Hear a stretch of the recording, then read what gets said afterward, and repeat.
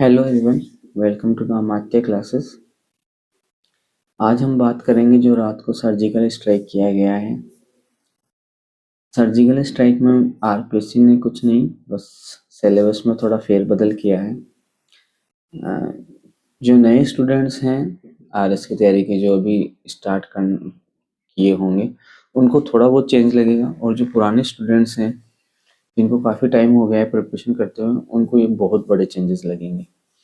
कुछ changes students के favour में हुए हैं और कुछ चेंजेस आपको ऐसा लगेगा कि हाँ, ये फेवर में नहीं है, उसके लिए आपको थोड़ी और मेहनत करने की ज़रूरत पड़ेगी। अगर बात करें जो बड़े चेंजेस किए गए हैं, दो बड़े चेंजेस किए गए हैं। पहला चेंज कि इसमें से स्पोर्ट्स और योगा जो पार्ट था, एक पेपर अपना फोर्थ पेपर था, उसका जो पार्ट था वो पूरी तरह से हटा दिया गया है पेपर में से। और उसको कुछ लोग कह रहे हैं कि कुछ कुछ लोग आपको जो मार्केट में कहेंगे कि इसको हटा दिया गया है, अब बहुत मजे हो गए, लेकिन ऐसा नहीं है। आप अगर सिलेबस को डीपली पढ़ेंगे तो अभी हम देखेंगे कि उसको पेपर 4 में से एक एसेंशियल पार्ट की जगह उसको करंट अफेयर में डाल दिया गया। मतलब क्वेश्चन अभी भी आएंगे, आपको अभी भी उस पोर्शन को कवर करना है। ठीक है। दूसरा एक इम्पोर्टेंट चेंज किया गया है, वो है हिंदी इंग्लिश के पेपर में। हिंदी का सिलेबस जो बहुत पहले से चला आ रहा था, जैसे संधि वगैरह, जो ग्रामर थी, कोर ग्रामर जिसे कहा जाता है, व्याकरण, हिंदी व्याकरण, वो अब हटा दी गई है। और मोर और लेस जो डेली रूटीन में काम में आती हैं अपने एडमिनिस्ट्रेशन में, वही हिंदी रखी गई है। जैसे लेटर राइटिंग, ऐसे के मार्क्स इंक्रीज कर दिए गए हैं। ठीक है। और हिंदी को बहुत ही सॉर्टेड रखा गया है, दोनों के मार्क्स ऑलमोस्ट इक्वल कर दिए गए हैं। 20 नंबर का डिफरेंस है, 20 नंबर हिंदी का वेटेज ज़्यादा है अभी भी इंग्लिश से। और ग्रामर हटा दी है। इंग्लिश को थोड़ा सा मोर और लेस आप कह सकते हैं कि टफर साइड रखा गया है इस बार। और जो बाकी के जो पेपर्स थे उनको क्या किया है ना, उन्होंने उनके सिलेबस को एक्सपांड कर दिया है। मतलब पहले की कोई एक टर्म लिखी गई थी, आपको उस टर्म को बहुत कुछ इंक्लूड करता था। जैसे आप कह सकते हैं कि वर्ल्ड वार, एक वर्ल्ड वार आपने वर्ड दे दिया, तो वर्ल्ड वार अपने आप में एक पूरी बुक है, अगर आप पढ़ने के लिए जाएं तो अब इन्होंने क्या किया है कि उसको वर्ल्ड वार में स्पेसिफिकली मेंशन किया है कि आपको कौन कौन से पॉइंट्स इंक्लूड करने हैं अपने नोट्स में, या फिर आपको कौन कौन सी चीज़ें पढ़नी है। तो सिलेबस को मैं कहूँगा कि बहुत ही टू द पॉइंट कर दिया है। ये बहुत अच्छी चीज़ है स्टूडेंट्स के लिए कि आपने बहुत ही क्लेरिफिकेशन के साथ लिखा है कि आपको यही चीज़ कवर करनी है। ये जो मार्केट में चल रहा है कि हाँ, ये पढ़ लो, ये पढ़ लो, ऐसा कुछ नहीं करना है। ठीक है। तो एक टू द पॉइंट किया है सिलेबस को, पहली चीज़। दूसरी चीज़, कुछ पॉइंट्स हैं जो इंक्लूड करे हैं करंट के जो डेवलपमेंट्स हैं, जैसे कि एनवायरमेंटल डिग्रेडेशन, क्लाइमेट चेंज वगैरह। इसको बहुत ही स्पेसिफिकली और बार बार मेंशन किया है सिलेबस में, एक ही जगह नहीं, एक से ज़्यादा बार मेंशन किया है। तो आप मान के चलिए जो चीज़ें मल्टीपल टाइम्स मेंशन है सिलेबस में, वो अपने आप में वैसे ही इंपॉर्टेंट हो जाती है। दूसरा, इन्होंने एक साइंस एंड टेक में एक नई चीज़ ऐड करी है, वो है आर्टिफिशियल इंटेलिजेंस और मशीन लर्निंग, जो कि कि पिछले कुछ सालों में बहुत ही ट्रेंडिंग है। तो आर्टिफिशियल इंटेलिजेंस और इसके इफेक्ट एंड सोशल इम्पैक्ट्स, इसके ये सभी चीज़ें सिलेबस में इंक्लूड करी है। तो मोर और लेस आपके सिलेबस को मैं कह सकता हूँ कि एक तरह से अपग्रेड किया है इन्होंने। जो अननेसेसरी सिलेबस में चीज़ें ऐड कर रखी थी, जो कि बहुत ज़्यादा कि आपके यूज़ की नहीं थी, ऐसे कह सकते हैं कि। और आप कह भी सकते हो कि यूज़ थी, लेकिन उसको ज़्यादा वेटेज दे रखा था सिलेबस में, ज़रूरत से ज़्यादा उन चीज़ों का वेटेज कम किया गया है। और जो रिक्वायर्ड चीज़ें हैं करंट पोजीशन को देखते हुए, उनका वेटेज बढ़ाया गया है। ठीक है। तो वन बाय वन हम आज सिलेबस डिस्कस करते हैं, क्या क्या चेंजेस किए गए हैं। मोर और लेस सिलेबस सेम है, मैं बता दूं आपको। जो 10 to 20% चेंजेस किए गए हैं, आप उन बातों में मत जाना कि हाँ बिल्कुल बदल के रख दिया है और पता नहीं क्या होगा, सब कुछ वापस पढ़ना पड़ेगा, नए नोट्स लेने पड़ेंगे, ऐसा कुछ नहीं होने वाला है। मोर और लेस सिलेबस एकदम सेम है। कुछ चीज़ें जो आप पहले भी पढ़ते थे लेकिन वो सिलेबस में मेंशन नहीं थी, ठीक है, अब वो सिलेबस में स्पेसिफिकली मेंशन है, बस इतना सा ध्यान रखना है। घबराना बिल्कुल नहीं है, सब कुछ पहले जैसा ही है। हम अभी मैं आपको जब सिलेबस डिस्कस करूंगा तो मैं आपको बताऊंगा कि ये पहले भी मेंशन थी चीज़ें, अब आपको बस इसको मेंशन अलग से कर दिया है, तो थोड़ा सा ध्यान रखना है चीज़ों का, ठीक है। तो हम स्टार्ट करते हैं वन बाय वन। सबसे पहले हम बात करते हैं पेपर वन में हिस्ट्री की, ठीक है। और इसके अंदर हमारा जो पार्ट है वो है history, art and culture, literature, tradition, heritage of Rajasthan. तो बेसिकली ये राजस्थान की हिस्ट्री है और राजस्थान का आर्ट एंड कल्चर है, ठीक है। इसके अंदर अगर हम स्टार्टिंग से देखें पहला, तो 1 मिनट, जस्ट अ मिनट, ठीक है। Pre historic culture, various ancient historic sites, ये हम पहले भी पढ़ते थे। वेरियस हिस्टोरिकल साइट्स जो भी होती थी हमारी, और देयर इम्पोर्टेंस, उनका क्या इम्पोर्टेंस है वो है, ठीक है। तो ये पहले भी हम कवर करते थे। Political and cultural achievement of various rulers of Rajasthan, इसकी जगह क्या था कि इसके अंदर रेवेन्यू भी ऐड किया गया था यहाँ पे, ठीक है। तो रेवेन्यू इसमें ऐड था, लेकिन अब क्या किया ना कि रेवेन्यू एंड एडमिनिस्ट्रेशन को अलग कर दिया गया है। तो यही, और चेंजिंग पैटर्न्स लिखे गए यहाँ पे कि उसके क्या चेंजिंग पैटर्न्स थे। तो मोर और लेस चीज़ें सेम हैं। ये रेवेन्यू यहाँ से हटा के अलग पॉइंट बना दिया गया है। 19 and 20th century revolt of 1857, peasant and tribal movements, ये हमेशा से इंपॉर्टेंट रहे हैं राजस्थान के एग्जाम में। इसको अलग से मेंशन किया है, peasant and tribal movements, political awakening, mass movements and integration of Rajasthan. इससे सबसे ज़्यादा क्वेश्चन हमेशा से आते रहे हैं, ये आज भी इम्पोर्टेंट है, ठीक है। तो चेंज कुछ भी नहीं किया है, बस इसको यहाँ से अलग करके पॉइंट वाइज मेंशन किया है चीज़ों को। Art and culture, performing and fine art, handicraft, architecture and monuments. तो ये हमारा जो टेम्पल्स और हम जो परफॉर्मिंग आर्ट हम पढ़ा करते हैं जैसे डांसेस वगैरह, वो सब इसके अंदर आ गई हैं, पेंटिंग वगैरह सब। Folk music, folk dances, folk story and folk lores, ये स्पेसिफिकली मेंशन किया है, फोक स्टोरी, फोक लोर्स, ठीक है। तो ये ध्यान रखना है अपन को। फेयर्स एंड फेस्टिवल, ये पहले भी हम पढ़ते थे, जितने भी मेले हमारे लगते हैं, जितने भी जैसे पुष्कर मेला वगैरह, सारे मेले डिटेल में हम कवर करते थे, ये आज भी करना है। ट्राइब्स एंड ट्रेडिशंस, पहले दो ट्राइब्स स्पेसिफिकली मेंशन थी, अब उन्होंने ट्राइब्स कर दिया था हमको, ऑलमोस्ट सारी ही ट्राइब्स, पहले भी हम पढ़ते थे लेकिन दो ट्राइब मेंशन थी, मीणा और गरासिया। अब इन्होंने ट्राइब्स एंड ट्रेडिशंस लिख दिया है, तो हमको सारी ट्राइब्स कवर करनी है, ठीक है। जो मेजर चेंज किया है, ऐड किया है पॉइंट, वो है heritage, major sites of heritage and tourism in Rajasthan. पहले ये टूरिज्म नहीं था सिलेबस में आपके, इस जगह तो नहीं था पेपर वन में, ठीक है। तो इसको जैसे हमारे टूरिज्म अगर माने तो जो मेन टूरिज्म है वो फोर्ट्स हैं, फोर्ट्स के लिए फेमस है राजस्थान। तो फोर्ट्स हम पहले भी पढ़ते थे लेकिन उसको टूरिज्म से कनेक्ट नहीं करते थे, ठीक है, कैसे वहाँ पे टूरिज्म बढ़ाया जा सकता है, ठीक है। तो ये सब चीज़ें हमको कनेक्ट करनी पड़ेगी, मतलब अब हमको जो हम हमारी मेजर हिस्ट्रिकल साइट्स देखते हैं, हेरिटेज हमारा, वहाँ पे टूरिज्म को कैसे बढ़ावा देना चाहिए, ये एक नया टॉपिक आपको इसमें कवर करना पड़ेगा हिस्ट्री में। Rajasthani language and important literary work, ये पहले भी था। Religious belief, sense and folk deities, बाकी मोर और लेस सिलेबस सब सेम है, ठीक है। पूरा Rajasthan history, art and culture आपको करना है। सिर्फ आपको जो राजस्थान की हमारी मेजर हेरिटेज साइट्स हैं उसको टूरिज्म से कनेक्ट करके पढ़ना है कि कैसे हम टूरिज्म यहाँ पे इंक्रीज कर सकते हैं। ये एक आप अलग से चाहो तो 1 या 2 पेज के नोट्स इसके प्रिपेयर कर सकते हो कि कैसे हम टूरिज्म इंप्रूव कर सकते हैं राजस्थान में। टूरिज्म पहले भी था हमारे सिलेबस में, लेकिन उसको ऐसे हेरिटेज से लिंक नहीं कर रखा था, ठीक है। आगे बढ़ते हैं इंडियन हिस्ट्री एंड कल्चर में। Indian heritage, fine arts, performing arts, architecture, literature from Indus civilisation to British era, ये हम मिडिवल हिस्ट्री में पढ़ते हैं कि इंडस से लेके ब्रिटिश एरा तक, सॉरी एंशियंट हिस्ट्री में पढ़ते हैं ब्रिटिश एरा, ये Indus civilisation to British era, ठीक है। ये पहले भी हम करते थे as it is. Religious movements and philosophy in ancient and medieval India, हम रिलीजियस मूवमेंट्स देखते थे, जो भी हमारे समाज सुधारक लीडर्स हुए हैं और उन्होंने जो जो मूवमेंट्स चलाए थे। British policies and there impact, ये एक तरह से स्पेसिफिकली मेंशन किया है इस बार, पहले ये नहीं हुआ करता था कि ब्रिटिश पॉलिसीज और देयर इम्पैक्ट, ये हम पढ़ते थे मतलब हम जब मॉडर्न हिस्ट्री पढ़ते थे तो ये सब पार्ट हम कवर करते थे, लेकिन ऐसे स्पेसिफिकली मेंशन नहीं था कि उसका कंट्री का यूनिफिकेशन किस तरह से हुआ ब्रिटिश पॉलिसीज के कारण। तो आप इसको बड़ी, मैं कहूँगा कि इस पॉइंट को प्रॉपर तरीके से कवर करें कि ब्रिटिश पॉलिसीज ही रीजन थी यूनिफिकेशन का इंडिया की, ठीक है। वो पार्ट है हमारा मॉडर्न हिस्ट्री का।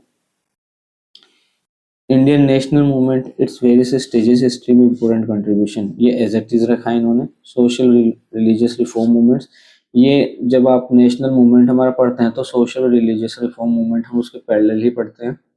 कोई भी अगर हम हिस्ट्री उठा के देखेंगे किसी भी जगह की, तो कई सारे मूवमेंट्स पैरेलल चलते हैं। किसान आंदोलन, सोशल रिलीजियस रिफॉर्म मूवमेंट्स और नेशनल मूवमेंट, ये पैरेलल में चलते हैं। ये तीनों एक दूसरे को सपोर्ट भी करते हैं। तो ये पैरेलल में तीनों चीज़ें पढ़नी ही पढ़नी है। जो मेजर चेंज किया गया है वो पोस्ट इंडिपेंडेंट इंडिया में किया गया है सिलेबस में। Accession of princely state and linguistic reorganisation as it is है। जो यहाँ पे ऐड किया गया है वो है development of science and technology.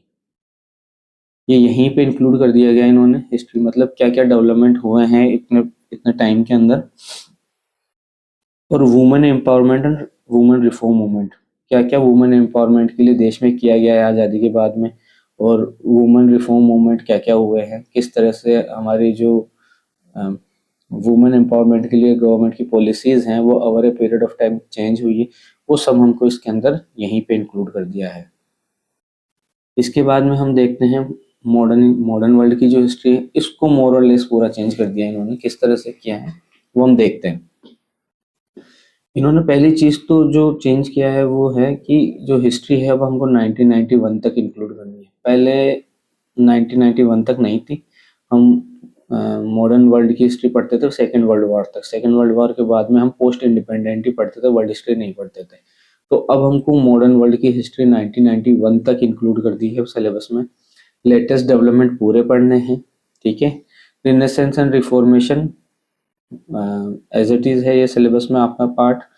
American war, अब इसके अंदर हमको कौन कौन से वर्ल्ड हिस्ट्री में पॉइंट्स इंक्लूड करने हैं जो पढ़ने हैं वो बहुत ही स्पेसिफिकली मेंशन किए हैं। देखो आप, अमेरिकन वॉर ऑफ इंडिपेंडेंस, हमको अमेरिकन वॉर पढ़नी है। फ्रेंच रिवॉल्यूशन पढ़ना है, इंडस्ट्रियल रिवॉल्यूशन पढ़ना है, रशियन रिवॉल्यूशन पढ़ना है। बस टू द पॉइंट हमको स्टिक रहना है इस सिलेबस से। इसके बाहर हमको वर्ल्ड हिस्ट्री में नहीं जाना, क्योंकि वर्ल्ड हिस्ट्री अपने आप में पूरा एक सिलेबस हो जाएगा आपका आरएस का। इतनी बड़ी वर्ल्ड हिस्ट्री है तो हमको यही चीजें कवर करनी है। उसके बाद में इन्होंने नाजिज्म एंड फैसिज्म दोनों इंक्लूड कर दिए हैं, स्पेसिफिकली मेंशन किया है, तो ये हमको कवर करना है।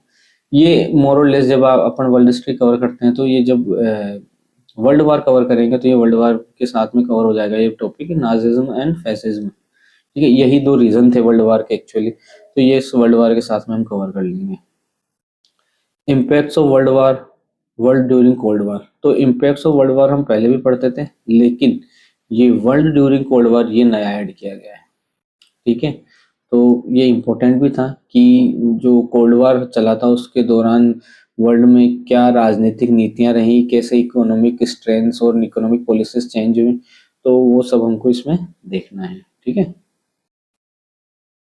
इकोनॉमिक्स, मैं कहूँगा जितना चेंज उन्होंने इकोनॉमिक्स में किया है आपके सिलेबस में, उतना चेंज और किसी सब्जेक्ट में नहीं किया है। इकोनॉमिक्स को मोर और लेस पूरी तरीके से बदल के रख दिया इन्होंने। वर्ड बाय वर्ड अगर आप मैच करने जाएंगे तो कुछ मैच नहीं होगा, ठीक है। तो इसको देख के आपको टेंशन में नहीं आना है। मैं कहूँगा कि इसको चेंज नहीं बोल के, मैं कहूँगा कि इसको एक तरीके से ना इसकी वर्डिंग चेंज करिए आपके सिलेबस की। पढ़नी तो वही चीज़ें हैं, कुछ ज़्यादा बड़ा चेंज है नहीं। बस अगर आप वर्ड बाय वर्ड देखने जाओगे तो सब कुछ चेंज लगेगा। अदरवाइज अगर आप एक ब्रॉड एस्पेक्ट के थ्रू इसको देखोगे तो मोर और लेस वर्डिंग चेंज करिए सिलेबस की, इधर से उधर उठा के रख दिया है, उसको एक्सपांड कर दिया है, कुछ नई टर्मिनोलॉजीज ऐड कर दिए। लेकिन वो चीज़ें मैं आपको बता रहा हूँ कि आप जब सिलेबस पहले भी कवर करते होंगे तो पहले भी पढ़ते थे, ठीक है। अभी हम देख लेते हैं कि कुछ नया कुछ भी नहीं है इसके अंदर, सिर्फ इसको एक्सपांड किया है और इसको और एलोबरेट किया है ना, ठीक है। देखते हैं ग्रोथ एंड डेवलपमेंट, इसके अंदर है कंसेप्ट एंड मेजरमेंट्स। ग्रोथ को किस तरह से मेजर किया जा सकता है, कौन कौन से पॉइंट्स है, कौन कौन से इंडाइसिस है, वो है इसके अंदर, ठीक है। Income approach, SDI, human development index and other related indices, ठीक है। तो आप ग्रोथ किस किस इंडाइसिस से कवर करते हैं वो सब है इसके अंदर। Climate change in environmental degradation economics में कवर किया है। इसको इकोनॉमिक्स में रखने का क्या रीजन है? देखो, जो चेंज किया है इन्होंने, यहाँ यहाँ क्यों इंक्लूड किया है। अब हमको ये देखना है कि क्लाइमेट चेंज और एनवायरनमेंट डिग्रेडेशन है वो इकोनॉमी को कैसे इफेक्ट करता है। पहली चीज तो ये एक मेजर डेवलपमेंट है करंट अफेयर में कि ये जो चीजें हैं ये इकोनॉमिक, हमारी जो इकोनॉमिक पॉलिसीज हैं उनको इफेक्ट करती है। इसके कारण हमको हमारी इकोनॉमिक पॉलिसीज आप देखते होंगे डे टू डे में ईवीज वगैरह, इनका हम कितना ज़्यादा इनको बढ़ावा दे रहे हैं। ठीक है, तो कैसे हमारी इकोनॉमिक पॉलिसीज इन्वायरमेंट के कारण चेंज हो रही है, पहली चीज़ तो वो देखनी है हमको इसमें। दूसरा, हमारी कई सारी पॉलिसीज गवर्नमेंट ने स्टार्ट कर दी है वर्ल्ड ऑर्डर पे भी और हमारे नेशनल लेवल पे भी, कि हम क्या है ना कि कार्बन क्रेडिट वगैरह, अगर आपने देखा होगा पहले बहुत हम सिलेबस में इंक्लूड करते थे कार्बन क्रेडिट वगैरह as a science and technology में, और हम जब एनवायरनमेंट पढ़ते थे, लेकिन उसको यहाँ पे स्पेसिफिकली अगर मेंशन किया है तो हमको कार्बन क्रेडिट का इफेक्ट्स और उससे कैसे एक पॉजिटिव चेंज हम ला पा रहे हैं हमारी इकोनॉमिक पॉलिसीज में, वो सब इसके अंदर हमको इंक्लूड करना होगा। ठीक है, उसके बाद देखते हैं हम, सेकंड पॉइंट है हमारा agriculture which includes productivity and progress, land reforms, ये हम पहले भी करते थे, agriculture finance, agriculture marketing, food security, food processing, major policy initiatives. More और लेस ये एग्रीकल्चर हमारा सेम है। और मैं एग्रीकल्चर को मैं कहूँगा कि एग्रीकल्चर और इंडस्ट्री को उन्होंने दो पार्ट्स में कर दिया है। पहले ये मोर और लेस एक ही जगह रखते थे और बहुत सी मोनोटोनस सी लैंग्वेज थी सिलेबस की, तो इन्होंने एग्रीकल्चर अलग से मेंशन कर दिया जिसमें फूड प्रोसेसिंग, मेजर पॉलिसीज और हमारा जो एग्रीकल्चर लोन वगैरह गवर्नमेंट स्कीम्स लेके आती है वो सब इसके अंदर इंक्लूड हम करेंगे। इंडस्ट्री को अलग से इंक्लूड करा है क्योंकि अभी क्या है ना कि राजस्थान गवर्नमेंट बहुत ज़्यादा फोकस करने लगा इंडस्ट्रियलाइजेशन पे, कैसे स्टेट के अंदर इंडस्ट्री को बढ़ावा दिया जाए, तो इन्होंने काफ़ी एक्सपांड किया है इस चीज़ को। देखते हैं इंडस्ट्री में इंक्लूड किया है policy and reforms, globalisation, liberalisation, privatisation. LPG reforms पहले भी करते थे, वो अभी भी हैं। ठीक है, micro small and medium enterprises as it is है same. Importance and policy initiatives, क्या क्या पॉलिसी इनिशिएटिव्स हैं, तो हम एग्रीकल्चर देख लिया, इंडस्ट्री देख ली हमने। उसके बाद हम देखते हैं service sector and infrastructure. Service sector and infrastructure में है energy, transportation, communication. As it is पहले भी कवर किया करते थे हम सर्विस सेक्टर को। सर्विस सेक्टर बहुत ही, आप कह सकते हैं स्टार्टिंग फेज में है अपने स्टेट के अंदर, तो बहुत ज़्यादा है नहीं, लेकिन ये अगर हम जैसे इंडियन इकोनॉमी के पर्सपेक्टिव में अगर इसको पढ़ेंगे तो आप मान के चलिए कि सर्विस सेक्टर अपने आप में बहुत बड़ा टॉपिक है। ठीक है, तो अगर आप इंडियन इकोनॉमी के पर्सपेक्टिव में देखें तो ये काफ़ी इंपॉर्टेंट हो जाता है, लेकिन आरएस में इससे क्वेश्चन कम ही पूछे जाएंगे क्योंकि अभी अगर जैसे इंडियन इकोनॉमी से भी अगर आरएस में क्वेश्चन पूछे जाते हैं तो वो राजस्थान इकोनॉमी को ध्यान में रखते हुए पूछे जाते हैं। तो ये बहुत ही इनिशियल स्टेजेस में है अभी। अभी हमारा जो फोकस है वो एग्रीकल्चर और इंडस्ट्री पे है, तो मैं कहूँगा आपको मोर और लेस क्वेश्चन इसी से बनेंगे इंडियन इकोनॉमी पार्ट में भी। ठीक है, उसके बाद में international trade, balance of payment, foreign add and investment. ठीक है, ये भी हमारा WTO से जो हम फॉरेन एड वगैरह लेते हैं वह सब इसमें इंक्लूड है। पब्लिक फाइनेंस, बजट, बजट हमेशा से इम्पोर्टेंट रहा है और बजट हमेशा से पार्ट रहा है हमारा, तो बजट तो हमको पढ़ना ही पढ़ना है। पब्लिक फाइनेंस में तो हमें कंप्लीट बजट देखना है, फाइनेंस कमीशन देखनी है। ठीक है, reserve bank of India and monetary management, banking and financial reform, तो आरबीआई और आरबीआई की पॉलिसीज हमको पढ़नी है कि आरबीआई किस तरह से हमारी जो फिस्कल पॉलिसीज हैं उसको हेल्प करता है कंट्री में मैनेज करने में। ठीक है, उसके बाद है social sector, health and education, poverty, unemployment scheme for augmenting employability of labour in India. ठीक है, welfare scheme for weaker and marginalise section, तो ये हमारी जितनी भी वीकर सेक्शन के लिए पॉलिसीज आती हैं वेलफेयर स्कीम से वो सारी कवर हो गई इसके अंदर। ठीक है, पॉवर्टी और अनएम्प्लॉयमेंट पार्ट होता है हमेशा इकोनॉमिक्स का, अगर इकोनॉमिक्स अपन पढ़ते हैं तो उसमें पॉवर्टी, अनएम्प्लॉयमेंट और स्कीम्स मनरेगा वगैरह का जो है वो सारी इसी के अंदर कवर होगी। वर्ल्ड इकोनॉमी में मैं कहूँगा इन्होंने बहुत अच्छा चेंज किया, इन्होंने मेंशन कर दिया है वर्ल्ड इकोनॉमी के पार्ट को बहुत ही छोटा कर दिया एक्चुअली में। Role of WTO, world bank and IMF, बस ये तीन हमको करने हैं, उसके बाद में खत्म, उसके बाहर हमको नहीं जाना है। अगर ये तीन चीज़ें मेंशन करनी है तो इनका स्ट्रक्चर, इनकी पॉलिसीज, इनकी वर्किंग स्टाइल, ठीक है, और इनका इफेक्ट इन ग्लोबल इकोनॉमिक्स, ये सब हमको देखना है बस, इसके बाहर हम नहीं पढ़ेंगे। इसमें जो मेजर चेंजेस इकोनॉमी में है वो राजस्थान की इकोनॉमी में है।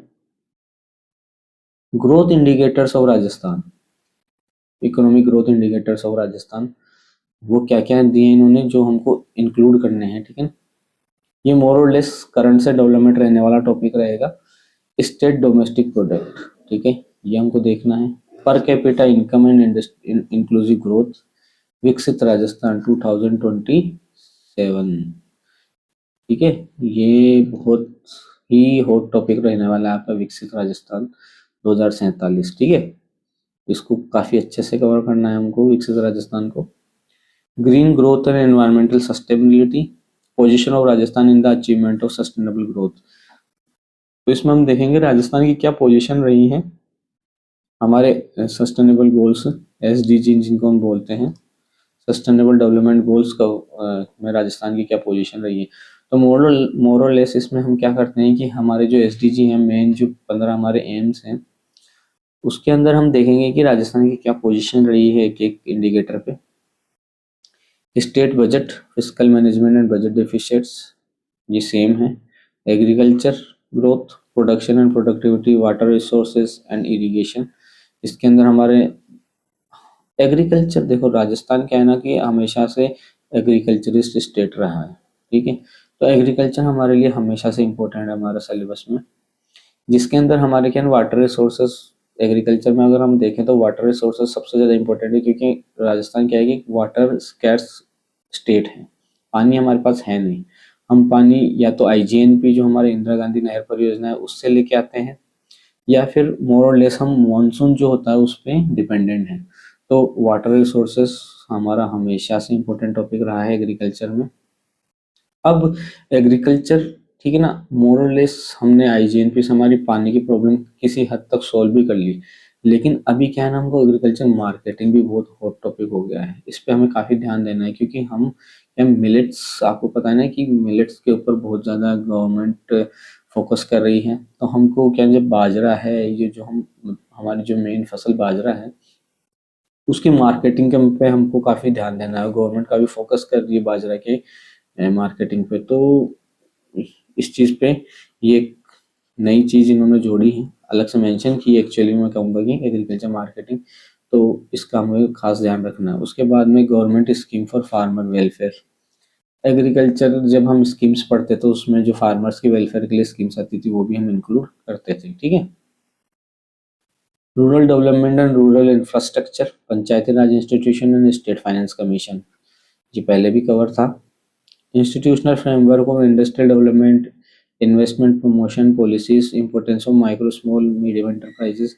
तो हम जब ये एमएस माइक्रो स्मॉल और मीडियम एंटरप्राइजेस करेंगे तो इनका इंपॉर्टेंस, ऑब्वियसली बात है, इंपॉर्टेंस उसके साथ में अटैच रहता है। किसी भी चीज़ को पढ़ते हैं तो उसके इफेक्ट्स और हम उसके इन्वेस्टमेंट और उसके प्रमोशन के लिए राजस्थान गवर्नमेंट क्या क्या एक्शंस ले रही है वो हमको इसमें कवर करना है, ठीक है। पेट्रोलियम और oil resources in the state, ये बाड़मेर हमारी जो रिफाइनरी है, पचपदरा, ठीक है ना। और उसके अलावा जो मेजर अभी रिसर्च चल रही है और जहाँ पे ऑयल की ढूंढने के लिए, वो सब इसके अंदर हमको कवर करनी है। उसके बाद है infrastructure development, power and transportation, public private partnership project, nationally aided state projects, ये तो मोरलेस पुरानी चीज़ है। उसके बाद हम देखते हैं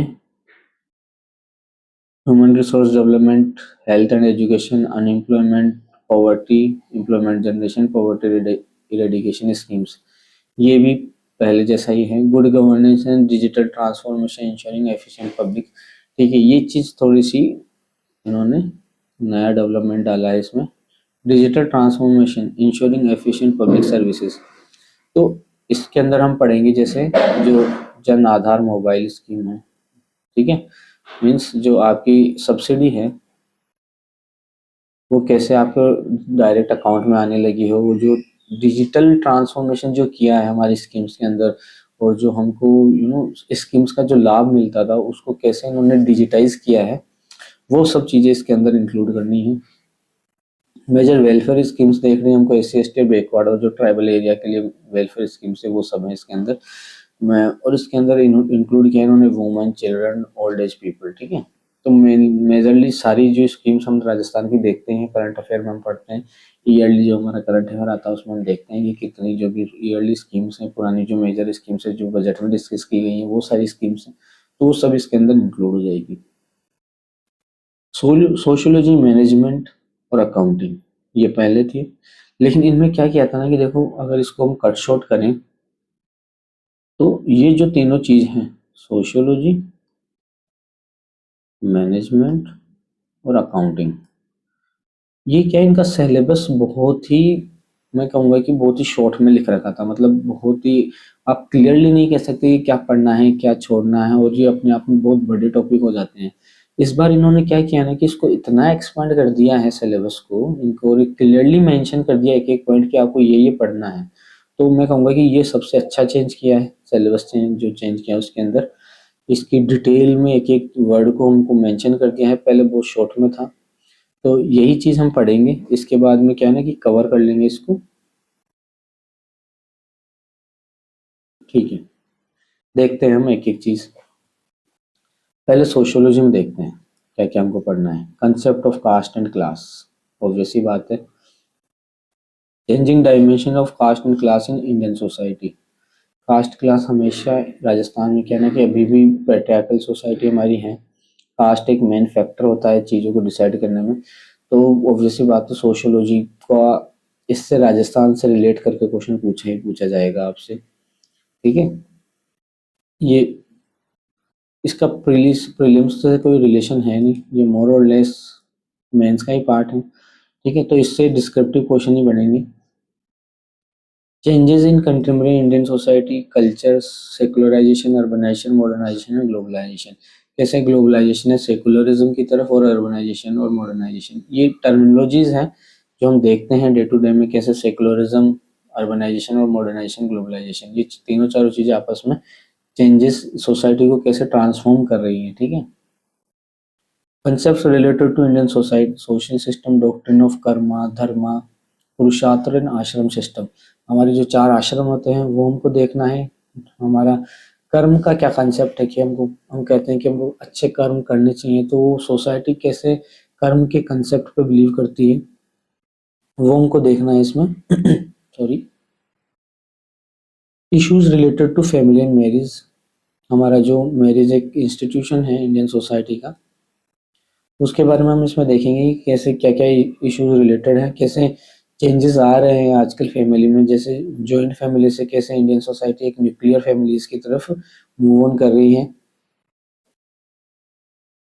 एल्डरली पीपल एंड डिसेबल, इन उनके लिए क्या, एल्डरली पीपल और डिसेबल्स के लिए प्रेजेंट इंडियन सोसाइटी में क्या उनका क्या इम्पैक्ट है सोसाइटी के ऊपर।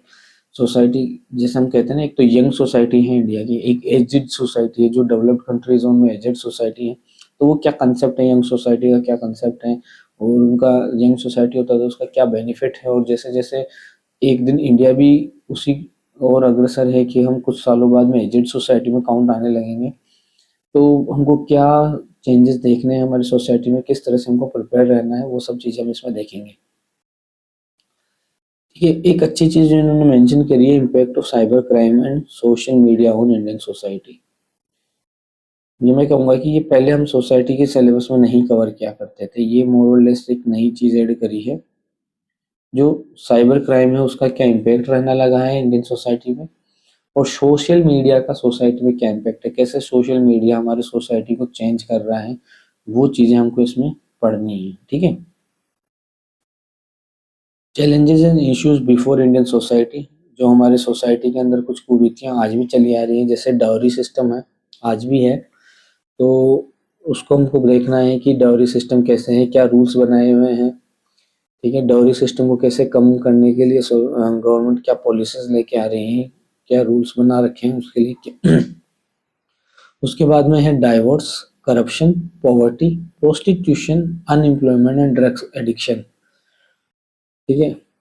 तो हमारा जो वेस्टर्न राजस्थान है उसके अंदर ड्रग एडिक्शन की प्रॉब्लम है, मोरलेस कंट्री में ऐसा कुछ बहुत ड्रग एडिक्शन की अभी हम इस तरह का कोई प्रॉब्लम फेस नहीं कर रहे हैं, जो वेस्टर्न कंट्रीज है वहाँ पे ड्रग एडिक्शन की प्रॉब्लम ज़्यादा है, लेकिन जो हमारा वेस्टर्न राजस्थान है जहाँ पे टोडा की और उसकी खेती की जाती है, तो वहाँ पे थोड़ा सा क्या है ना, कंजप्शन है इस चीज़ का, तो वो चीज़ हमको देखनी है।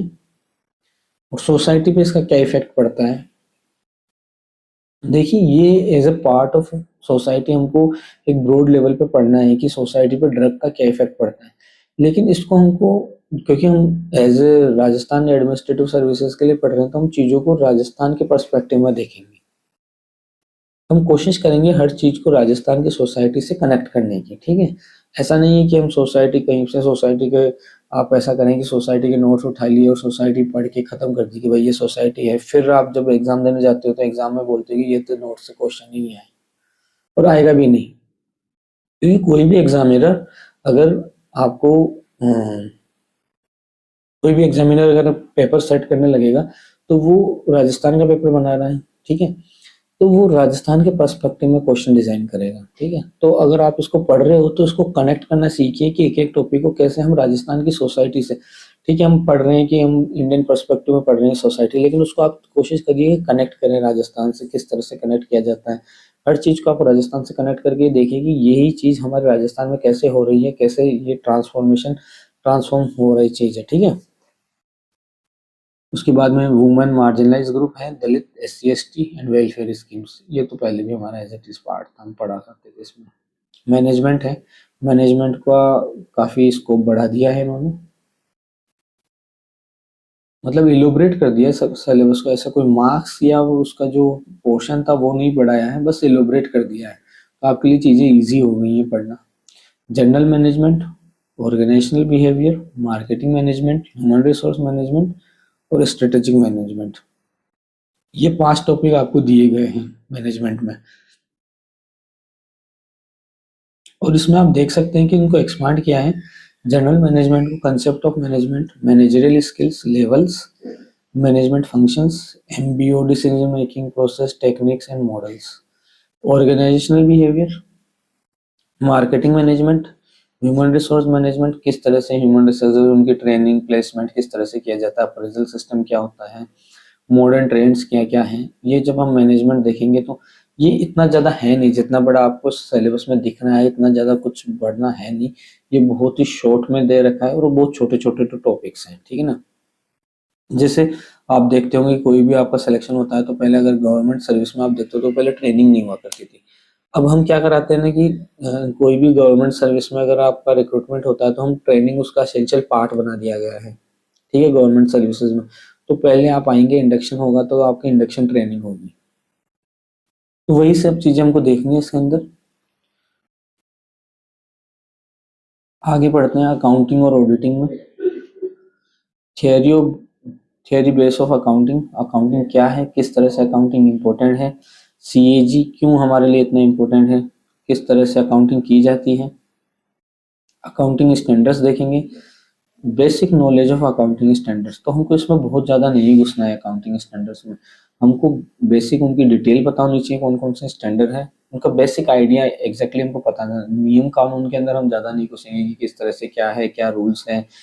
अगर वो सब होता ना तो मेंशन किया होता, अभी आपको मैं आगे बताऊंगा कि अगर किसी रूल को, अगर किसी नियम को आपको पढ़ना है तो वो इस बार स्पेसिफिकली मेंशन किया है इन्होंने कि आपको ये नियम नियम पढ़ के आने हैं, ठीक है, तो आपको सिर्फ बेसिक नॉलेज लेना है। Financial statement of company, company का फाइनेंशियल स्टेटमेंट क्या होता है, क्यों प्रिपेयर किया जाता है, क्या क्या चीज़ें इंक्लूड करी जाती है, वो सब देखना है। कंप्यूटराइज अकाउंटिंग देखनी है, क्या कंप्यूटराइज सॉफ्टवेयर पैकेजेस क्या होती है, सॉफ्टवेयर के थ्रू कैसे अकाउंटिंग की जाती है। बेसिक नॉलेज ऑफ GST, ठीक है, तो इन्होंने अब GST इंक्लूड कर दिया अकाउंटिंग में। बेसिक नॉलेज हमको लेना है GST में, क्योंकि GST अपने आप में बहुत ही बड़ा और वास्ट है, तो आपको इस तरह से प्रिपेयर करना है कि मोटा मोटा सभी चीज़ें इंक्लूड हो जाए, ठीक है।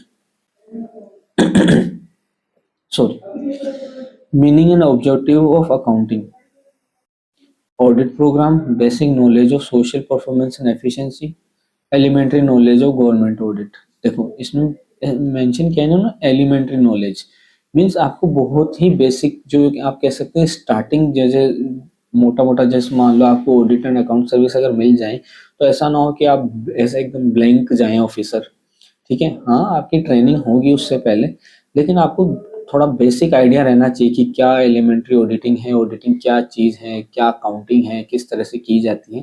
तो वो सब मोटा मोटा हमको देखना है इसके अंदर, ठीक है। एडमिनिस्ट्रेटिव एथिक्स में कई सारी नई चीज़ें इन्होंने ऐड करी है।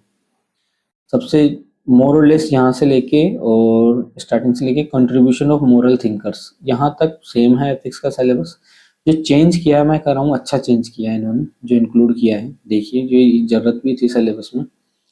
Ethical concerns, dilemmas and challenges in administration, ठीक है। एडमिनिस्ट्रेशन में क्या क्या चैलेंज रहते हैं, एथिकल डायलिमास क्या क्या होते हैं एक ऑफिसर के पास में, वो सब आपको इसमें पढ़ना है। वो बहुत जरूरी है एज अ ऑफिसर किसी पर्सन को डेवलप करने के लिए। आर्टिफिशियल इंटेलिजेंस, ये पहले नहीं था लिखा हुआ, ठीक है ना, versus conscience in administration decision making. तो आर्टिफिशियल एआई जो है बहुत ही स्पेसिफिकली आपको मेंशन कर दिया, यहाँ भी मेंशन किया है, साइंस एंड टेक में भी मेंशन किया है इन्होंने। तो एआई को आपको डिटेल में कवर करना ही करना है, ठीक है। और इसने यहाँ पे क्या किया है कि कंपेरिजन करा है आपका, जो एक एडमिनिस्ट्रेटिव ऑफिसर होता है उसका कंसाइंस क्या कहता है, और एआई उसको कैसे बैलेंस करना है इन दोनों चीज़ों को, ठीक है। तो मैं कहता हूँ ये बहुत ही इंपॉर्टेंट टॉपिक था करंट सिचुएशंस को देखते हुए कि कैसे एआई चीज़ों को चेंज कर रहा है। तो ये आपको अच्छी चीज़ डाली है सिलेबस में। Basis of ethical decision making, social justice, humanitarian concern, accountability, governance, instrumental rationality versus value rationality, ये भी एक नया टॉपिक डाला है इन्होंने सिलेबस में, कि हम जो डिसीजन मेकिंग ऑफिसर्स करते हैं, कि कल को आपको मान लो एज एसडीएम कहीं पे पोस्टिंग दे दी गई, तो आपको कई सारे decision day to day working में लेने पड़ेंगे। तो वो डिसीजन कैसे एथिकल हो सकते हैं।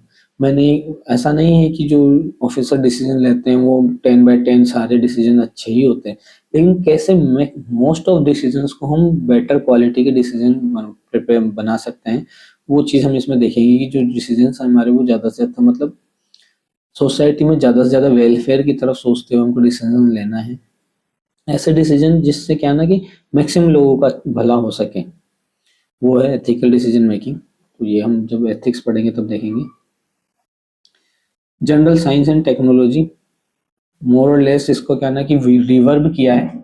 साइंस कभी कुछ चेंज नहीं होता है, साइंस में सिर्फ करंट डेवलपमेंट्स होते हैं, जो कि एआई वगैरह है, न्यू मिसाइल टेक्नोलॉजीज वगैरह हैं, वो सब है। सिर्फ वर्डिंग चेंज करी है। ऐसे कि ऐसे ही हम पूरा का पूरा सिलेबस पहले भी पढ़ा करते थे, बस इसको एक्सपांड कर दिया है। जो चेंजेस किए गए हैं वो मैं आपको बता देता हूँ इसके अंदर। एक तो बेसिक कंप्यूटर साइंस जोड़ दिया है इसके अंदर। बेसिक कंप्यूटर साइंस इतना डिटेल में पहले हम नहीं देखते थे, सिर्फ बहुत ही एलिमेंट्री लेवल पे हम पढ़ा करते थे कंप्यूटर साइंस को। अब इन्होंने क्या किया ना कि डिटेल में मेंशन किया है बेसिक कंप्यूटर साइंस, जिसमें इन्होंने नेटवर्किंग इंक्लूड किया है, एनालॉग और डिजिटल कम्युनिकेशन इंक्लूड किया है, frequency system, mobile telephony, recent development in information technology, IT के अंदर जो रिसेंट डेवलपमेंट है। देखिए इन्होंने यहाँ पे फिर से एआई और मशीन लर्निंग इंक्लूड किया है। मतलब एआई अपने आप में काफ़ी इंपॉर्टेंट हो गया है आपके सिलेबस का पार्ट। एआई से नो डाउट अगर इस बार सिलेबस में ऐड हुआ है तो आप मान के चलिए कि बहुत सारे क्वेश्चन मिलने वाले हैं, ठीक है। एआई का क्या इफेक्ट है सोसाइटी पे, कैसे एथिकल एआई, जो आजकल नया एक टॉपिक आया है एथिकल एआई, और जनरेटिव एआई लोग यूज करने लगे हैं। डीफेक्ट्स क्या होते हैं, डीफेक्ट्स का इम्पैक्ट, डीफेक्ट्स तो हम पहले भी देखते थे, लेकिन ये जो जनरेटिव एआई है और एथिकल एआई है उसके बारे में हमको देखना है। OTT platforms and social media, ये नया जोड़ दिया इन्होंने कि सोशल मीडिया और ओटीटी प्लेटफॉर्म। ये सोशल मीडिया पहले भी हमने देखा था इसका इम्पैक्ट, फिर से सोशल मीडिया इंक्लूड किया सिलेबस में। और ओटीटी प्लेटफॉर्म, कैसे ओटीटी प्लेटफॉर्म्स को रेगुलराइज करना चाहिए, उसका क्या इम्पैक्ट पड़ रहा है सोसाइटी पे, ठीक है, वो सब चीज़ें। कंट्रीब्यूशन ऑफ इंडियन साइंटिस्ट, ये भी नई चीज़ इंक्लूड करी है उन्होंने कि इंडियन साइंटिस्ट का क्या कंट्रीब्यूशन रहा है सिंस इंडिपेंडेंस टू टिल 2026। हमको इंडियन साइंटिस्ट कवर करने हैं, ठीक है। जो पुरानी जो हमारी खोज हुआ करती थी वो हम एंशियंट इंडिया में पढ़ लेंगे। जब एंशियंट इंडिया और आर्ट एंड कल्चर पढ़ेंगे तो वो हमारी जो आयुर्वेदा वगैरह उसमें कवर होती है। ये हमारे सिंस इंडिपेंडेंस से लेके और 2026 तक क्या साइंटिस्ट का कंट्रीब्यूशन रहा है, क्योंकि पिछले साल ही हम आपको पता है कि चाँद तक पहुँच चुके हैं। तो ये हम साइंस एंड टेक में पहले पढ़ा करते थे, लेकिन अब इन्होंने बहुत ही स्पेसिफिकली मेंशन किया है, क्योंकि जब हम साइंस एंड टेक का डेवलपमेंट्स पढ़ा करते थे, उपग्रह वगैरह देखते थे, तो हम हमारा कंट्रीब्यूशन तो ऑब्वियस सी बात है कि उसका वेटेज हमेशा ज़्यादा रखते थे सिलेबस में, लेकिन अब इन्होंने मेंशन कर दी है वही चीज़। तो मैं स्टार्टिंग से आपको कह रहा हूँ कि सिलेबस में ऐसा बहुत कोई, जैसे मार्केट में कई सारे आपको टीचर या ऐसे कहेंगे स्टूडेंट्स की बिल्कुल सिलेबस बदल के रख दिया है, नया सिलेबस आ गया है, सब कुछ दोबारा से पढ़ना पड़ेगा, ऐसा कुछ नहीं है। आपको वही पहली वाली चीज़ें पढ़नी है, बस आप मार्क कर लीजिए कि कौन सी चीज़ें अब स्पेसिफिकली सिलेबस में मेंशन है।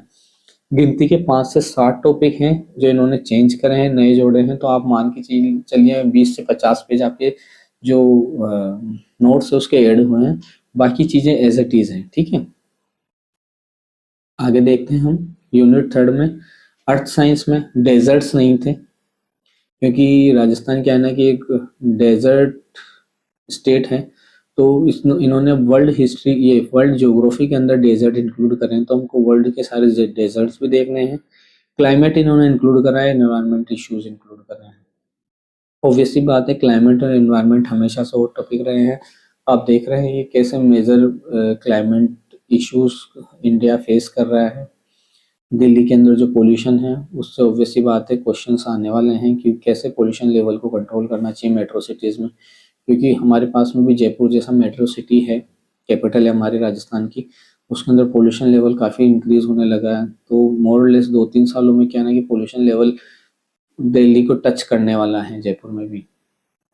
तो ये चीज़ें हमारे एग्जाम्स में आने वाली है, ठीक है। इंडिया की ज्योग्राफी सेम है, राजस्थान ज्योग्राफी भी सेम है, जो हम पहले पढ़ा करते थे वही हमको देखना है। जो राजस्थान ज्योग्राफी में चेंज किया है वो है concept of UNESCO geo park and Jio heritage sites. ये पहले नहीं था, हमको देखना है कि यूनेस्को जियो पार्क क्या होता है और राजस्थान में कैसे हम जो है कि जियो पार्क्स, यूनेस्को जियो पार्क्स जो हैं वो राजस्थान में कैसे डेवलप कर सकते हैं, क्या स्कोप है उसका, क्योंकि उससे हमको फंडिंग मिलती है, ऑब्वियस सी बात है। एक टूरिज्म और हमारी इकोनॉमी को बूस्ट मिलता है, तो ये देखना है हमको क्या कंसेप्ट यूनेस्को जियो पार्क क्या होता है और उसको हम राजस्थान से कैसे कनेक्ट कर सकते हैं चीज़ों को। उसके बाद हम देखते हैं Indian polity, governance, Indian international affairs and current affairs. तो इंडियन पॉलिटी देखो, कॉन्स्टिट्यूशन पहले भी वही था, कॉन्स्टिट्यूशन आज भी वही है, ठीक है। कॉन्स्टिट्यूशन अपना नहीं बदला है, उसको देखने का नज़रिया बदल सकता है। तो उसको क्या किया है इन्होंने कि चीज़ों को रिवर्ब कर दिया है। ये पेपर मोर और लेस एग्जैक्ट सेम है पहले जैसा, इसमें कुछ भी नहीं जाना है आपको, ऐसा नहीं सोचना है कि सिलेबस चेंज हुआ है, कुछ नहीं चेंज हुआ है, जो पहले पढ़ते थे वही अब पढ़ना है, कुछ नया नहीं करना है। जो चेंज करना है वो मैं भी बता देता हूँ। पॉलिटी एज इट इज आपको पढ़नी है। दो मेजर चेंजेस जो इन्होंने किए हैं स्टेट पॉलिसीज में, एक तो new dynamics and challenges in Rajasthan politics, कि राजस्थान पॉलिटिक्स में क्या नए आयाम हैं, ठीक है, वो हमको देखने हैं। तो आप देख रहे हैं कि किस तरह से हमारी पॉलिटिक्स में चेंज आया है, नए नए लीडर्स को लाया जा रहा है, नए डेवलपमेंट्स कराए जा रहे हैं, वो हमको देखना है कि कैसे पॉलिटिक्स चेंज हुई है स्टेट में। मेजर ई गवर्नेंस इनिशिएटिव्स, ये ई गवर्नेंस हम पहले पढ़ते थे, लेकिन अब स्पेसिफिकली मेंशन कर दिया है इसको कि क्या हम नए जो गवर्नमेंट स्कीम चला रही हैं ई गवर्नेंस की, और कैसे ये ईज हमारी जो चीज़ें हैं उनको ईजी करी जा रही हैं, ठीक। करंट अफेयर्स एंड इश्यूज, तो मैं आपको कह रहा था देखो, ये रहा sports, role of yoga in health wellness and stress management. तो ये अभी भी हैं हमारे पास में सिलेबस में, ऐसा नहीं है कि इनको हटा ही दिया गया है। बहुत सारे लोग कल ऐसे अटकलें लगा रहे थे सिलेबस को देखते ही कि हाँ मेन हेडिंग देखी कि ये तो सिलेबस में है नहीं, चलो भाई साहब ये तो हटा दिया है सिलेबस में। नहीं भाई साहब, इसे आरपीएससी कहते हैं, ये एक माइंड गेम है और कुछ नहीं है। ये आज भी सिलेबस में है, इसमें से अगर 20 नंबर का 30 नंबर का भी पूछ लेंगे तो आप ये नहीं कह सकते कि भाई इसमें से कैसे पूछ लिया आपने, क्योंकि पार्ट है सिलेबस का, ठीक है। तो हाँ, पहले ये क्या एज ए टॉपिक थे, हमारे पार्ट थे, तो इनको हमको ब्रॉड लेवल में पढ़ना पड़ता था।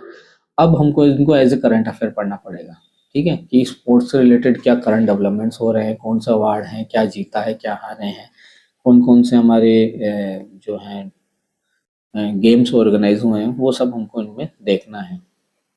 एक चीज़ जो हम मिस कर रहे हैं यहाँ पे, इंडिया इंटरनेशनल अफेयर्स के अंदर इन्होंने क्या है कि सारे जो प्लेटफॉर्म्स हैं उनके नाम मेंशन कर दिए हैं इस बार। पिछली बार भी थे मेंशन, लेकिन इतना डिटेल में नहीं थे, मोटे मोटे एक दो नाम थे, क्वेश्चन और कहीं से भी पूछ लिए जा रहे थे।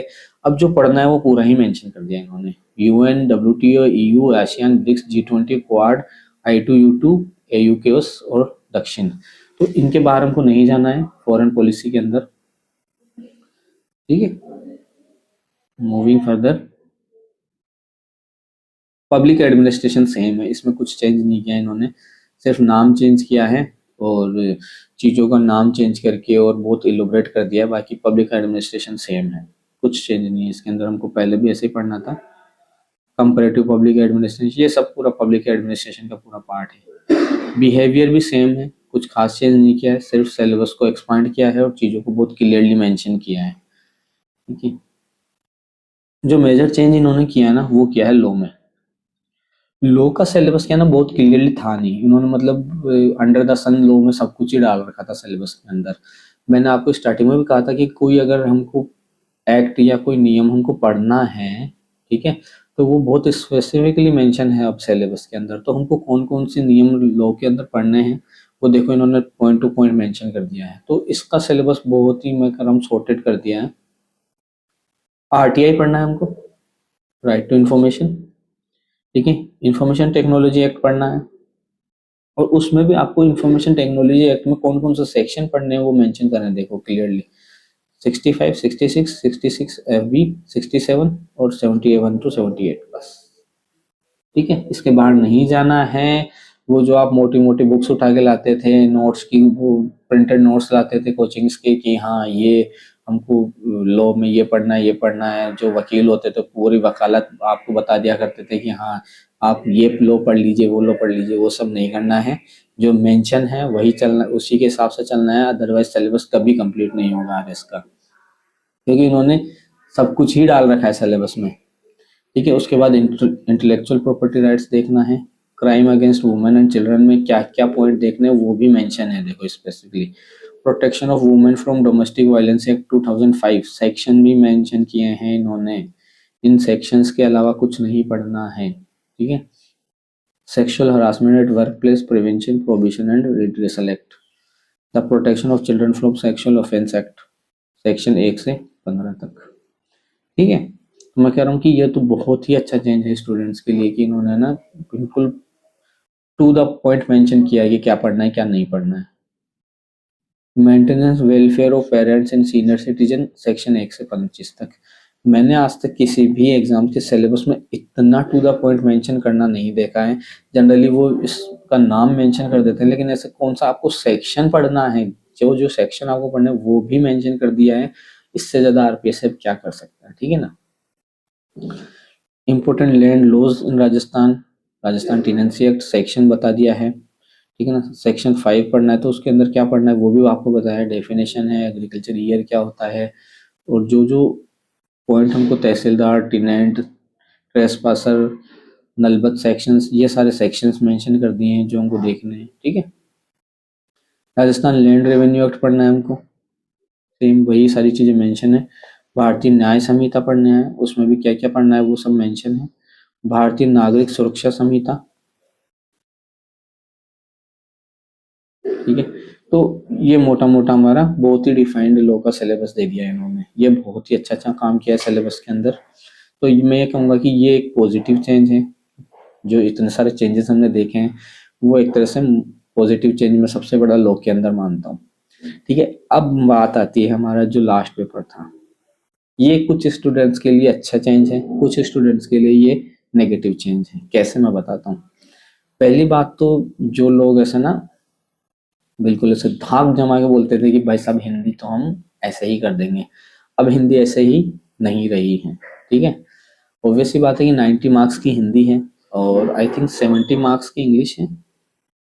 हाँ, 70 मार्क्स की इंग्लिश है, तो हिंदी का वेटेज अभी भी 20 मार्क्स ज़्यादा है।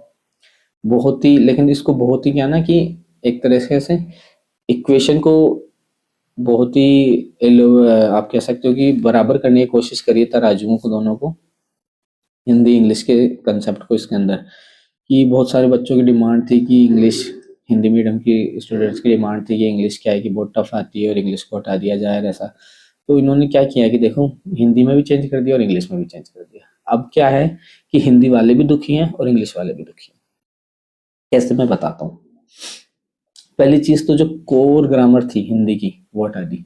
जो लोग मतलब सालों से संधि वगैरह ऐसा टिप्स पे कर रखी थी, अब उपसर्ग संधि, अब ये संधि वो सारी संधि हटा दी है इन्होंने, ठीक है। सिर्फ क्या रखा है, उपसर्ग और प्रत्यय, ठीक है। समश्रुत भिन्नार्थ शब्द जो हमें डेली यूज में काम आते हैं, मतलब आपको इसके लिए अब कोई बुक पढ़ने की जरूरत ही नहीं है, आप डेली न्यूज़पेपर पढ़ो हिंदी का तो भी आपकी हिंदी का पेपर निकल जाएगा। वाक्य, मुहावरे, कहावत और पारिभाषिक शब्दावली, ये हमारे डे टू डे एडमिनिस्ट्रेशन में सारी चीजें काम आती हैं, ठीक है। तो और इसके लिए आपको बहुत है ना कोई हिंदी ग्रामर की कोर बुक उठा के और उसको डीपली स्टडी करने की जरूरत भी नहीं है। आप बेसिक चीजें पढ़िए, किसी भी बुक से उठा के मुहावरे पढ़िए, कहावत, लोकोक्ति हम डेली यूज में करते ही हैं, तो वो सब इसके अंदर इंक्लूड है। तो बहुत ही शॉर्टेड सा सिलेबस कर दिया है हिंदी का, ठीक है। ये 30 नंबर का ही रखा है और 30 नंबर का जो सिलेबस इन्होंने किया है वो संक्षिप्तीकरण है, पल्लवन है, अनुवाद है। बहुत ही ईजी है, बहुत ज़्यादा कुछ करना नहीं होता, सिर्फ प्रैक्टिस करनी है इन चीज़ों की आपको, कि कैसे चीज़ें, कि आपको संक्षिप्तीकरण कैसे करना है, क्या मेन थीम उठानी है सब टॉपिक की और कैसे लिखना होता है, ठीक है। पत्र लेखन और प्रारूप, इसको 30 मार्क्स का रखा है। अच्छा क्या है कि आपको पत्र लेखन आना ही आना चाहिए, क्योंकि एडमिनिस्ट्रेशन में आने के बाद में आपकी क्या है ना कि ड्राफ्टिंग बहुत अच्छी होनी चाहिए। सारा खेल ड्राफ्टिंग का होता है, क्योंकि आप ऐसे कोई भी फाइल वर्क कर रहे हैं तो उसके अंदर आपको ड्राफ्टिंग करनी है। तो जितनी अच्छी आपकी ड्राफ्टिंग होगी ना, ये एक स्किल होती है जो आपको over a period of time develop करनी पड़ती है गवर्नमेंट सर्विस में। तो नो डाउट ड्राफ्टिंग को इन्होंने अच्छा खासा वेटेज दिया है, बहुत अच्छी बात है। उसके बाद में हम इंग्लिश आते हैं, तो हिंदी मीडियम वालों के लिए अच्छी चीज़ है, और जो इनकी इंग्लिश स्ट्रॉन्ग थी उनके लिए बुरी खबर है। इंग्लिश का सिलेबस काफ़ी चेंज किया है। हिंदी मीडियम के जो स्टूडेंट्स थे उनको ये सिलेबस देख कैसे लगेगा, अरे राम इतना बड़ा सिलेबस है इंग्लिश का, हिंदी में तो संधि कम कर दी हमारी और ये पूरा सब कुछ पता नहीं क्या छाप दिया इंग्लिश के अंदर, ठीक है। और अगर मैं इंग्लिश मीडियम स्टूडेंट्स के पर्सपेक्टिव से बोलूँ तो उनको ये लगेगा अरे राम इसी के भरोसे तो थे, इसको भी कम कर दिया, तो ये है ना। तो देखते हैं क्या करें, क्या किया है। Preposition, the same word use, phrasal verb, one word substitution, word often confused और मिसयूज्ड। तो इन्होंने क्या किया है, जो हमारा हिंदी का सिलेबस है उसको गूगल पे डाला है, उसका इंग्लिश ट्रांसलेशन किया है और यहाँ पर रख दिया है एज इट इज। कुछ नहीं किया है, जो हिंदी का सिलेबस है वही इंग्लिश का सिलेबस है, ठीक है।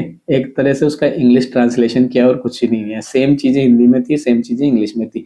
टेंस वेंस जैसे वो हिंदी में संधि हटा दी, इंग्लिश में से टेंस वेंस और वो सब कुछ हटा दिया है। तो इंग्लिश मीडियम वालों को भी बहुत ज्यादा खुश होने की जरूरत है नहीं। उसके बाद में है कंप्रेंशन, ट्रांसलेशन, प्रिसाइज राइटिंग। मैं कह रहा हूँ देखो इन्होंने बिल्कुल एज ए, आप मान सकते हो इसको उठाओ, कॉपी करो, गूगल पर रखो और हिंदी ट्रांसलेशन करो तो आपका हिंदी का सिलेबस आ जाएगा, ठीक है। वही 20 मार्क्स का इलोबरेट राइटिंग है, लेटर राइटिंग वगैरह है। ऐसे का वेटेज थोड़ा इंक्रीज करा है, ऐसे काफी इंपॉर्टेंट भी होता है, आपको क्या ना कि लेखन आना चाहिए, किस तरह से आप ऐसे लिख सकते हो, ड्राफ्टिंग एक इंपॉर्टेंट पार्ट होता है। सबसे अच्छी बात इन्होंने क्या की है कि इवन इन्होंने तो क्या ना कि यूपीएससी को भी पीछे छोड़ दिया इस चीज में। इन्होंने ऐसे में थीम्स मेंशन कर दिए हैं कि क्या क्या थीम्स आपको पढ़नी है, इन्हीं थीम्स से हम ऐसे पूछेंगे, ठीक है ना। तो ये एक बहुत अच्छी चीज करिए कि आपको थीम्स दे दिए, जब भी आप कोई अगर ऐसे के आप टॉपिक्स उठाते हो तो इन्हीं थीम्स से उठाइए। 6 थीम दे रखी है, language, literature, cultural heritage, society, science and technology, economy, current affair और टूरिज्म एंड कल्चर, ठीक है। तो ये पॉजिटिव चेंजेस हैं। तो ये आपका सिलेबस कंप्लीट होता है। मैं कहूँगा कि अगर अपन इसको समराइज करें, जो चेंज सर्जिकल स्ट्राइक कल रात को की गई है, तो नो डाउट अच्छे चेंजेस किए गए हैं सिलेबस में। ऐसा नहीं है कोई बहुत बड़ा चेंजेस कर दिया है, आपको कुछ नया पढ़ना है, नया कुछ नहीं पढ़ना है, वही चीज़ें हैं। चीज़ों को बहुत ही सॉर्टेड और वेल मैनेज कर दिया है सिलेबस में। आपको मेंशन है कि क्या पढ़ना है, क्या छोड़ना है। पहले क्या करते थे कि कोई भी टीचर होते थे कोचिंग्स के, वो उठाते कि लो है, अब उसमें मेंशन ही नहीं है क्या पढ़ना है क्या नहीं पढ़ रहा है, बहुत ही मोनोटोनस सी टर्म्स दी हुई थी। तो वैसी बात है उनको कि ज़्यादा से ज़्यादा कवर करते थे वो, ठीक है।